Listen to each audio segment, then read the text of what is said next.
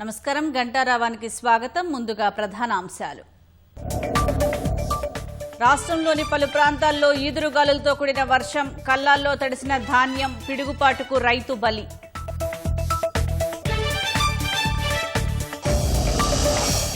వడ్ల కొనుగోలులో జాప్యాన్ని నిరసిస్తూ రోడ్డెక్కిన రైతులు, ఎదురుచూపులు తప్పడం లేదని ఆరోపణ.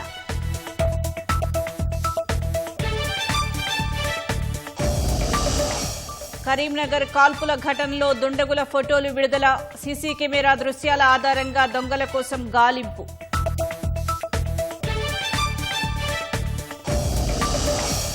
నిరుపేదలను ఉన్నత చదువులకు సర్కార్ దూరం చేస్తోందన్న కేటీఆర్, ఫీజు రీయింబర్స్ రద్దుకే జీవో 7 తీసుకువచ్చారని ఆరోపణ.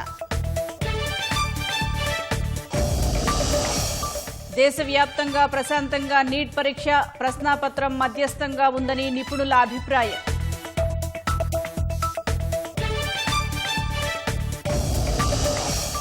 రేపే 5 రాష్ట్రాల అసెంబ్లీ ఎన్నికల ఫలితాలు, ఎగ్జిట్ పోల్స్ అంచనాలతో పార్టీల గెలుపు ధీమా.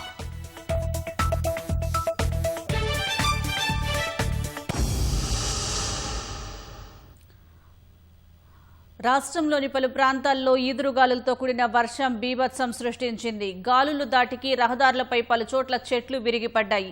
ఇళ్ల పైకప్పులు ఎగిరిపోయాయి. కొనుగోలు కేంద్రాల్లో ధాన్యం తడిసిపోయింది. మహబూబాబాద్ జిల్లా కురవి మండలం సూదనపల్లిలో ధాన్యం కొనుగోలు కేంద్రంలో పిడుగుపడి కార్మికుడు మృతి చెందాడు.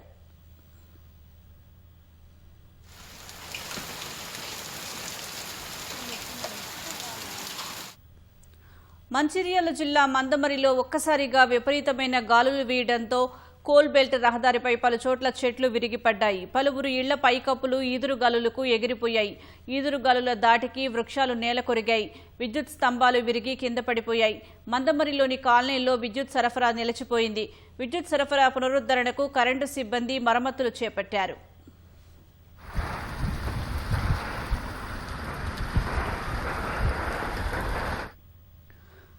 మహబూబాబాద్ జిల్లా గంగారం మండలం బావురుగొండలో ఈదురుగాలులతో వడగళ్లు కురిసింది.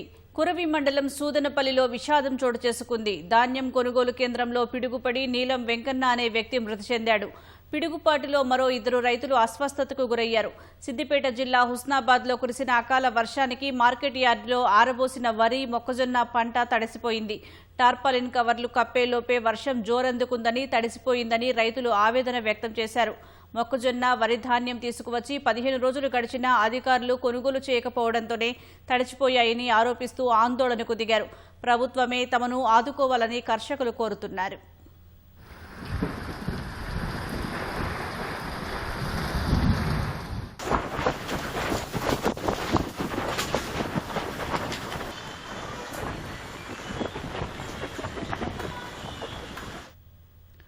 సూర్యాపేట జిల్లాలోనూ ఈదురుగాలులతో కూడిన వర్షం కురిసింది. సూర్యాపేటలో ధాన్యం కొనుగోలు కేంద్రాల్లో ఆరబోసిన ధాన్యం తడిచిపోయింది. హుజూర్నగర్ నియోజకవర్గం వ్యాప్తంగా ఈదురుగాలులు, మెరుపులతో కూడిన వర్షంతో ఒక్కసారిగా మారిన వాతావరణం. హుజూర్నగర్ ఆర్డీఓ కార్యాలయంలో ఈదురుగాలులకి కొబ్బరి చెట్లు కూలి కరెంటు స్తంభంపై మీద పడటంతో విద్యుత్ నిలిచిపోయింది. నల్గొండ జిల్లా మిర్యాలగూడలో భారీ ఈదురుగాలులతో విద్యుత్ సరఫరా నిలిచిపోయింది. హాలియా మున్సిపాలిటీ అంగడి బజార్లో విద్యుత్ స్తంభాలు విరిగిపడ్డాయి.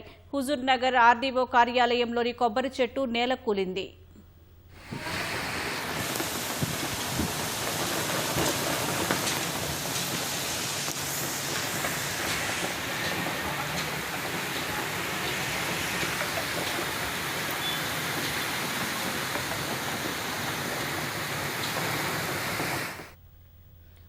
నల్గొండ జిల్లా నాగార్జున సాగర్ నియోజకవర్గం వ్యాప్తంగా అన్ని మండలాల్లో ఈదురుగాలులు బీభత్సం సృష్టించాయి. ఒక్కసారిగా భారీ ఈదురుగాలులు వీచాయి.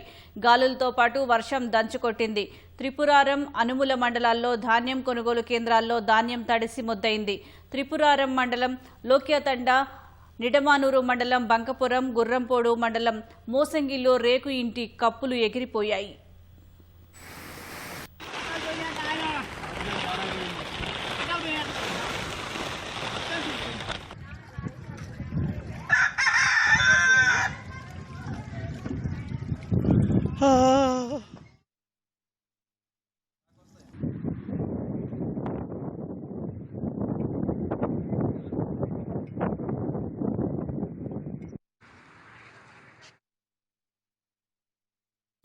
ఆరుగాలం కష్టపడి పంట పండిస్తే కొనుగోళ్లలో జాప్యం రైతుల పాలిట శాపంగా మారుతోంది. చేతికొచ్చిన పంటను ఎండబెట్టేందుకు రోడ్లు, కొనుగోలు కేంద్రాల్లో పోస్తే వర్షాలకు కొట్టుకుపోయాయని ఆవేదన చెందుతున్నారు.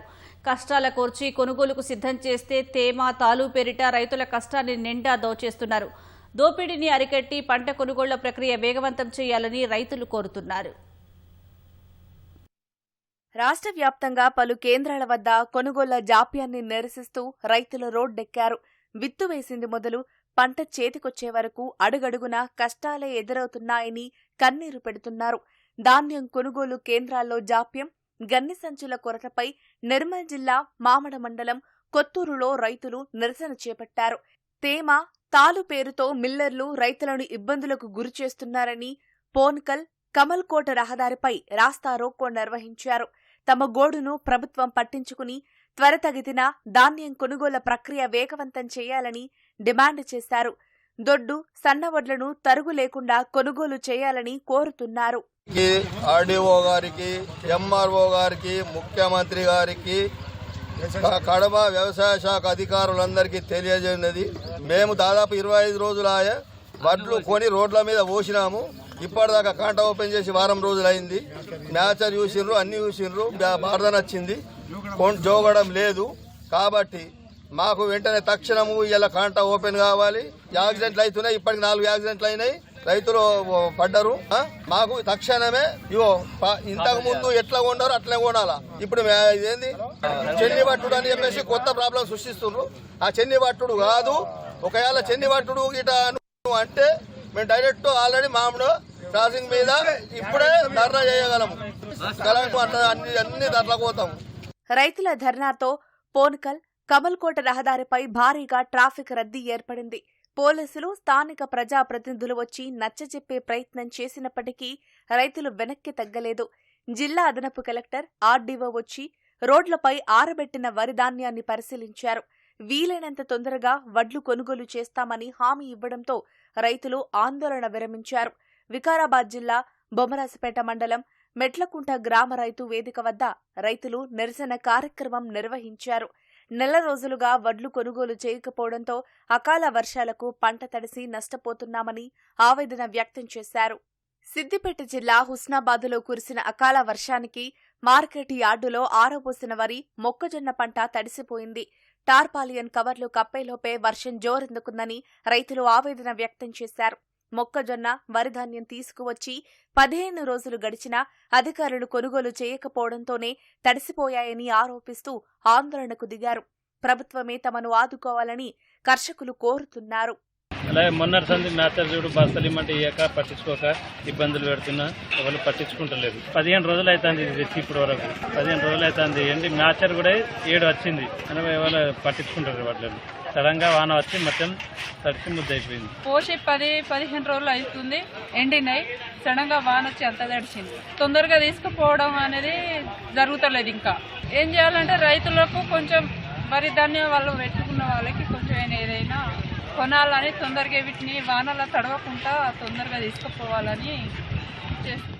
రాష్ట్ర వ్యాప్తంగా ధాన్యం సేకరణలో జాప్యం జరుగుతుంటే ప్రభుత్వానికి చీమ కుట్టినట్లయినా లేదని బీజేపీ, బీఆర్ఎస్ నేతలు ఆరోపిస్తున్నారు. రైతులు ఇబ్బందులు పడుతుంటే ప్రభుత్వం ఏం చేస్తోందని ప్రశ్నించారు. ఇప్పటికైనా అన్నదాత గోడు ఆలకించి ధాన్యం కొనుగోలు ప్రక్రియ వేగవంతం చేయాలని డిమాండ్ చేశారు. రబీ సీజన్లో ఇప్పటి వరకు 12.38 లక్షల మెట్రిక్ టన్నుల ధాన్యం సేకరించినట్లు పౌర సరఫరాల శాఖ వెల్లడించింది. 1.54 లక్షల రైతుల ఖాతాల్లోకి 1129.43 కోట్ల రూపాయలు జమ చేసినట్లు సామాజిక మాధ్యమం ఎక్స్ ద్వారా తెలిపింది. తెలంగాణ వ్యాప్తంగా ఉన్న 8,575 ధాన్యం కొనుగోలు కేంద్రాల ద్వారా ఈ ధాన్యాన్ని సేకరించామని పౌర సరఫరాల శాఖ పేర్కొంది. ప్రజాపాలన ప్రగతి ప్రణాళికలో భాగంగా రాష్ట్ర వ్యాప్తంగా ఈ నెల 4 నుంచి 9 వరకు రైతు వారోత్సవాలు నిర్వహించనున్నట్లు వ్యవసాయ శాఖ మంత్రి తుమ్మల నాగేశ్వరరావు తెలిపారు. సోమవారం వికారాబాద్ జిల్లా తాండూరులో ఆ రైతు వారోత్సవాలను మంత్రి తుమ్మల ప్రారంభించనున్నారు. ప్రభుత్వ ఆధ్వర్యంలో నిర్వహించే టీజీ ఆర్గానిక్ యాప్ను ఆవిష్కరించి సేంద్రియ ఉత్పత్తుల మార్కెటింగ్ కోసం పటిష్ట వ్యవస్థ ఏర్పాటు చేయనున్నట్లు తెలిపారు. ఆ కార్యక్రమం ద్వారా రైతులతో ప్రత్యక్షంగా మమేకమవుతూ వివిధ శాఖల సమన్వయం ద్వారా ప్రభుత్వ పథకాలు, సాంకేతికత సేవల్ని చివరి రైతు వరకు చేరవేయడమే సర్కార్ లక్ష్యమని తుమ్మల పేర్కొన్నారు. వ్యవసాయం, అనుబంధ శాఖల సమిష్టి కృషితో రాబోయే వ్యవసాయ సీజన్కు రైతుల్లో నమ్మకం పెంపొందించేందుకు ఆ కార్యక్రమం దోహదపడుతుందన్నారు. శాఖల మధ్య సమన్వయం సక్రమంగా ఉండేలా చర్యలు తీసుకోవాలని కలెక్టర్లు నోడల్ అధికారులుగా వ్యవహరిస్తూ కార్యక్రమాల అమలు, నాణ్యతపై ప్రత్యేక దృష్టి సారించాలని మంత్రి తుమ్మల సూచించారు. ప్రతి రోజును ఒక ప్రత్యేక శాఖకు కేటాయించి కార్యక్రమాలు నిర్వహించనున్నట్లు వివరించారు. ఆధునిక సాంకేతిక ప్రదర్శనలు ఈ వారోత్సవాలలో ముఖ్య ఆకర్షణలుగా నిలుస్తాయని, రైతు సంక్షేమం, వ్యవసాయ అభివృద్ధి దిశగా రాష్ట్ర ప్రభుత్వం కట్టుబడి ఉందని మంత్రి తుమ్మల నాగేశ్వరరావు పేర్కొన్నారు. కరీంనగర్లో దోపిడీ దొంగలు బీభత్సం సృష్టించారు. పీఎంజే జ్యువెలరీ షాపులోకి చొరబడి సిబ్బందిపై కాల్పులు జరిపి నగలతో పరారయ్యారు. ఆ ఘటనలో 3 గాయపడగా ఆసుపత్రికి తరలించారు. సీసీటీవీ ఫుటేజీల ఆధారంగా దర్యాప్తు చేపట్టిన పోలీసులు హై అలర్ట్ ప్రకటించారు. నిందితుల కోసం ఉమ్మడి జిల్లా వ్యాప్తంగా విస్తృతంగా గాలిస్తున్నారు.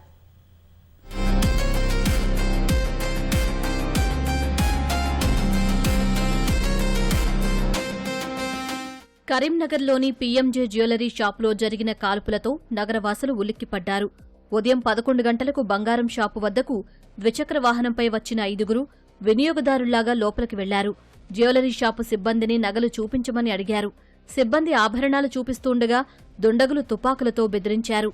ఆపై సిబ్బందిని కట్టేసి కాల్పులు జరిపి నగలు దోచుకెళ్లారు. కాల్పుల్లో 3 సిబ్బంది గాయపడగా వారిని ఆసుపత్రికి తరలించారు.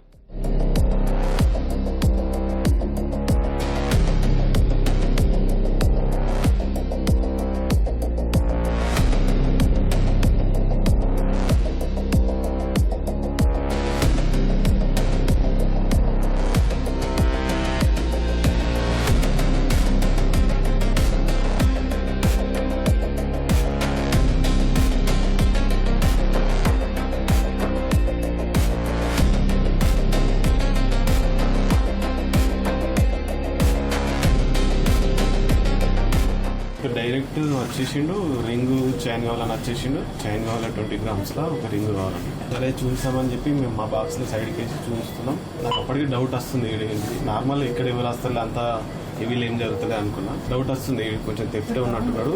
నేను చూపిస్తున్నా చైన్స్, అటు షెవరింగ్ అవుతుంది కొంచెం. ఆల్మోస్ట్ మళ్ళీ చైన్స్, రింగ్స్ అని ఒక 4-5 మెంబర్స్కి డోర్ తీసేసి అందరు జెంట్సే లోపలికి వచ్చేసారు. ఒకటి లోకల్ లాగా అనిపించింది, అందుకే తీసిరు వచ్చి అనుకున్నా. గతం గన్స్ అన్ని లోడ్ చేస్తున్నారు, వచ్చేసారు. ఇట్లా మమ్మల్ని నీళ్ళు నేర్పించారు. లోపలికి వెళ్ళి అందరినీ పిలిపించారు. అవసరమైతే ఫైట్ చేద్దామని అనుకున్నుండే. మా వాళ్ళు అప్పటికి లేచిరు. నేను లేచి ఇట్లా ఏదో చేద్దామనేసరికి వాళ్ళు ఫైరింగ్ చేసుకుంటా డోర్ ఓపెన్ చేసి పారిపోతారు. ఘటనా స్థలికి చేరుకున్న కరీంనగర్ పోలీస్ కమిషనర్ గౌస్ ఆలం విచారణ చేపట్టారు. జ్యువెలరీ షాపు సమీపంలోని డ్రైనేజీలో కత్తెర, ప్లాస్టర్, తుపాకీ మ్యాగజిన్ గుర్తించారు. ఘటనా స్థలిలో బుల్లెట్లను స్వాధీనం చేసుకున్నారు.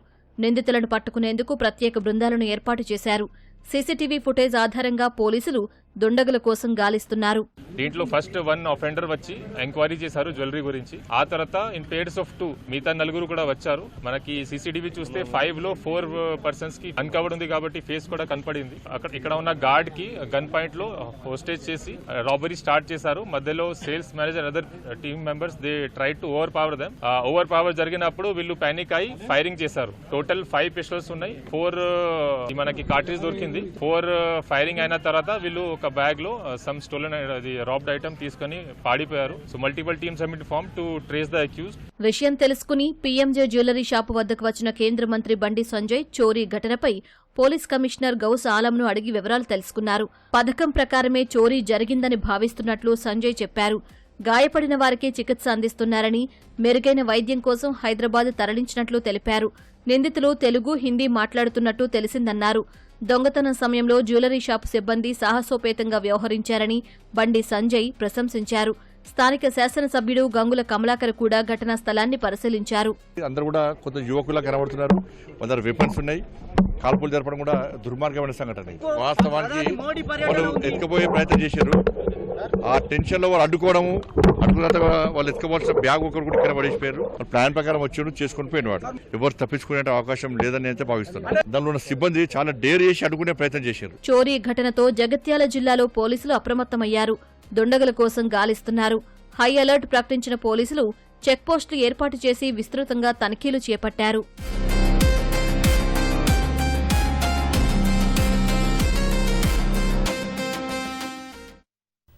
నిరుపేదలను ఉన్నత చదువులకు దూరం చేసేందుకు సీఎం రేవంత్ రెడ్డి కుట్రలు చేస్తున్నారని బీఆర్ఎస్ వర్కింగ్ ప్రెసిడెంట్ కేటీఆర్ ఆరోపించారు. 14 లక్షల మంది బీసీ, ఎస్సీ, ఎస్టీ, మైనారిటీ విద్యార్థులకు అండగా నిలిచే ఫీజు రీయింబర్స్మెంట్ పథకాన్ని రద్దు చేసేందుకు జీవో 7 తీసుకువచ్చారని ఆరోపించారు. వైఎస్సార్ ప్రవేశపెట్టిన ఫీజు రీయింబర్స్మెంట్ పథకాన్ని కేసీఆర్ కొనసాగించారని గుర్తు చేశారు. 2.5 పాలనలో 3,75,000 కోట్ల అప్పులు చేసిన రేవంత్ రెడ్డి ఫీజు రీయింబర్స్మెంట్కు మాత్రం ఒక్క రూపాయి కూడా విడుదల చేయకపోవడం దుర్మార్గమన్నారు. కాంగ్రెస్ పాలనలో ఇప్పటికే గురుకుల వ్యవస్థను పూర్తిగా కుప్పకూరిందని, 142 మంది పిల్లలు తనువు చాలించారని ఆవేదన వ్యక్తం చేశారు. విషాహారంతో ఇప్పటికీ ఏదో చోట విద్యార్థులు ఆసుపత్రులు పాలవుతూనే ఉన్నారని మండిపడ్డారు. విద్యార్థుల భవిష్యత్తును అంధకారంలోకి నెట్టే జీవో 7ను వెంటనే వెనక్కి తీసుకోవాలని కేటీఆర్ డిమాండ్ చేశారు. లేదంటే విద్యార్థులు కలిసి కాంగ్రెస్ సర్కారుపై సమర శంఖం పూరిస్తామని హెచ్చరించారు. ఇప్పటికే అన్నదాతల ఆందోళనలతో అట్టుడుగుతున్న రాష్ట్రంలో దగాపడ్డ విద్యార్థులు గర్జిస్తే రేవంత్ రెడ్డి సహా మంత్రులు రోడ్లపై తిరగలేరని కేటీఆర్ అన్నారు. పశ్చిమ బెంగాల్ అసెంబ్లీ ఎన్నికల ఫలితాల కోసం యావత్ దేశం ఆసక్తిగా ఎదురుచూస్తోంది. హోరాహోరీ ప్రచారం, రికార్డు స్థాయి పోలింగ్, టీఎంసీ, బీజేపీ మధ్య గట్టి పోటీ నెలకొందన్న ఎగ్జిట్ పోల్స్ అంచనాల మధ్య రేపు ఉదయం 8 గంటలకు ఓట్ల లెక్కింపు మొదలు కానుంది. 4వ మళ్లీ అధికారం చేపట్టాలని అధికార టీఎంసీ భావిస్తూ ఉండగా, చరిత్రాత్మక విజయంతో బెంగాల్ గడ్డపై తొలిసారి కాషాయ జెండా ఎగరవేయాలని బీజేపీ పట్టుదలతో ఉంది. గత ఎన్నికల్లో ఉనికి కోల్పోయిన సిపిఎం, కాంగ్రెస్ పార్టీలు కూడా ఈసారి తమ అదృష్టాన్ని పరీక్షించుకుంటున్నాయి. పశ్చిమ బెంగాల్లోని 294 అసెంబ్లీ స్థానాలకు గాను 293 నియోజకవర్గాల ఫలితాలు రేపు వెలువడనున్నాయి. దక్షిణ 24 పరగణాల జిల్లాల్లోని ఫల్తా నియోజకవర్గంలో ఎన్నికల అక్రమాల కారణంగా పోలింగ్ను ఈసీ రద్దు చేసింది.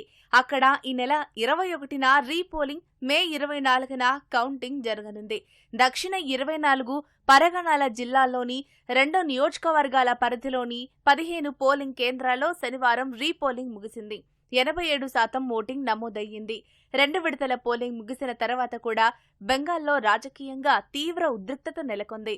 ప్రధాన పోటీదారులైన టీఎంసీ, బీజేపీలు కూడా తమదే విజయమని ధీమా వ్యక్తం చేశాయి. స్వాతంత్ర్యం వచ్చిన తర్వాత బెంగాల్లో 92.47% ఓటింగ్ జరగడం ఇదే తొలిసారి. 2.5 లక్షల మంది కేంద్ర పారా మిలిటరీ బలగాలు, రాష్ట్ర పోలీసుల భారీ బందోబస్తు మధ్య చెదురుముదురు ఘటనలు మినహా 2 విడతల్లో జరిగిన ఎన్నికలు ప్రశాంతంగా ముగిశాయి. దశాబ్దాల బెంగాల్ ఎన్నికల చరిత్రలో ఒక్క ప్రాణ నష్టం కూడా జరగకపోవడం ఇదే మొదటిసారి.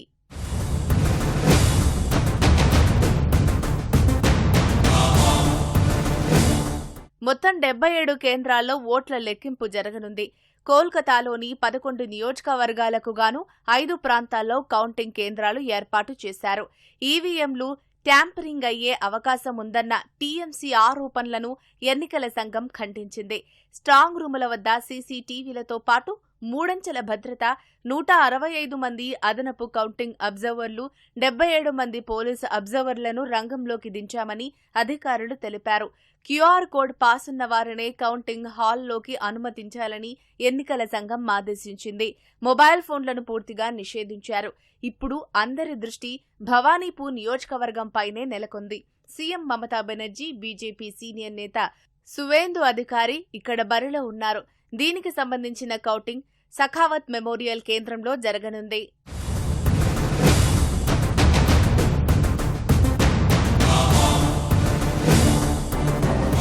90 లక్షల మంది ఓటర్లను తొలగించిన వివాదాస్పద ఎస్ఐఆర్ ప్రక్రియ తర్వాత పశ్చిమ బెంగాల్లో జరిగిన తొలి ఎన్నికలివి. ప్రధాని నరేంద్ర మోడీ, అమిత్ షా, ఇతర అగ్రనేతలు బీజేపీ తరపున ప్రచారం చేశారు. బెంగాల్ సర్కార్ అవినీతి, శాంతి భద్రతలు, అక్రమ చొరబాట్లు, మహిళా భద్రత, నిరుద్యోగం వంటి అంశాలపై టీఎంసీపై తీవ్ర స్థాయిలో విమర్శలు చేశారు. తాము అధికారంలోకొస్తే సంక్షేమ పథకాలు అమలు చేస్తామని హామీ ఇచ్చారు. టీఎంసీ తరపున సీఎం మమతా బెనర్జీ, ఆమె మేనల్లుడు అభిషేక్ బెనర్జీ అన్నీ తామై ప్రచారం చేశారు. ఎస్ఐఆర్ వేధింపులు, బెంగాలీల అణచివేత, స్థానికేతరులనే అంశాలతో పాటు జాతీయ హామీలను నెరవేర్చడంలో బీజేపీ విఫలమైందని ఆరోపించారు. రికార్డు స్థాయిలో ఓటు వేసిన బెంగాల్ ప్రజలు ఎవరికి పట్టం కట్టారో తెలియాలంటే రేపటి వరకు వేచి చూడాల్సిందే. పుదుచ్చేరి అసెంబ్లీ ఎన్నికల ఓట్ల లెక్కింపునకు సర్వం సిద్దమైంది. కేంద్రపాలిత ప్రాంతం వ్యాప్తంగా మొత్తం 6 కౌంటింగ్ కేంద్రాలను ఏర్పాటు చేసినట్లు పుదుచ్చేరి ప్రధాన ఎన్నికల అధికారి పి జవహర్ తెలిపారు. ఈవీఎంలు, వీవీప్యాట్ల లెక్కింపు కోసం 166 టేబుళ్లు, పోస్టల్ బ్యాలెట్ల కోసం ప్రత్యేకంగా 35 టేబుళ్లను ఏర్పాటు చేశారు. కౌంటింగ్ కేంద్రాల వద్ద కేంద్ర సాయుధ పోలీసు బలగాలు, స్థానిక పోలీసులతో 3 భద్రతా వ్యవస్థను ఏర్పాటు చేశారు. గత నెల 9న జరిగిన ఎన్నికల్లో పుదుచ్చేరిలో 89.87% పోలింగ్ నమోదైంది. మొత్తం 30 అసెంబ్లీ స్థానాల్లో వివిధ పార్టీల నుంచి 1099 మంది అభ్యర్థులు పోటీ చేశారు. వీరి భవితవ్యం రేపు తేలనుంది. ఎన్డీఏ, కాంగ్రెస్, టీవీకే కూటమి మధ్య ప్రధాన పోటీ నెలకొంది. 2021లో జరిగిన అసెంబ్లీ ఎన్నికల్లో ఎన్డీఏ కూటమిలో ఉన్న ఎన్ఆర్ కాంగ్రెస్ 10 స్థానాల్లో, బీజేపీ 6 చోట్ల విజయం సాధించింది. ఈసారి కూడా ఎన్డీఏ కూటమి గెలుస్తుందని మెజారిటీ ఎగ్జిట్ పోల్స్ అంచనా వేశాయి. కాంగ్రెస్ కూటమి 2వ స్థానానికి పరిమితం కానుందని తెలిపాయి.